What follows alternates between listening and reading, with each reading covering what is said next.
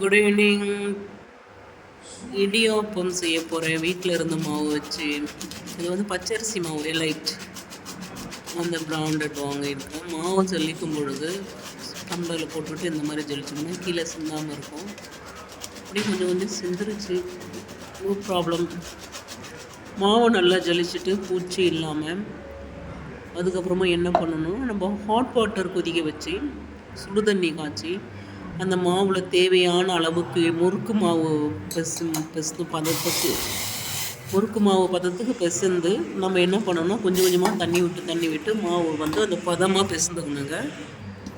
பாருங்கள், ஸ்பூனில் சூடாக இருக்கிறது கை வைக்க முடியாது, ஸ்பூனில் வச்சு கிண்டிக்கோங்க.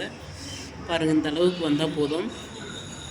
இதை கொஞ்சம் கொஞ்சமாக எடுத்து முறுக்கு அச்சில் என்கிட்ட இடியாப்பம் அச்சினே தனியாக வச்சுருக்கேன். ஸோ அதில் போட்டு என்ன பண்ணேன், இடியாப்பம் பிழிஞ்சேன். நல்லா வந்தது. அடுத்து தேங்காய் பாலுக்காக தேங்காய் உடைச்சி பாருங்கள், தேங்காய் பால் ரொம்ப நல்லாயிருக்கும் இடியாப்பத்துக்கு. தேங்காய் பால் அதில் கொஞ்சம் சர்க்கரை போட்டு மாவு நல்லா மசியாக அரைக்கணும். நல்லா மையாக அரைச்சி ஃபில்டர் பண்ணிக்கணும். அதுக்கப்புறம் கொஞ்சம் சர்க்கரை போட்டு பாருங்கள், நல்லா பிழிஞ்சி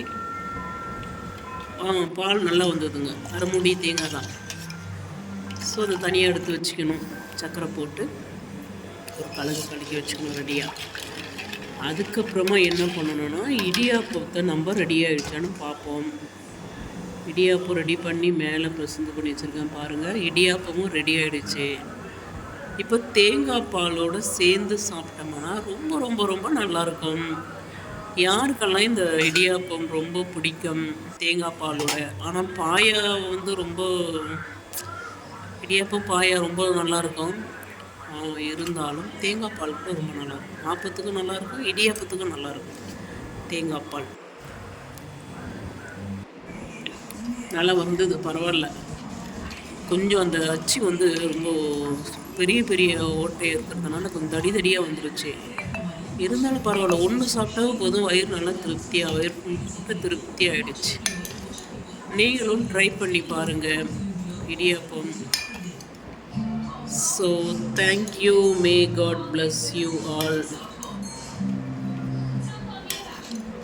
நல்லா இருந்ததுங்க. இருக்கா போதும், அதில் சாப்பிடு.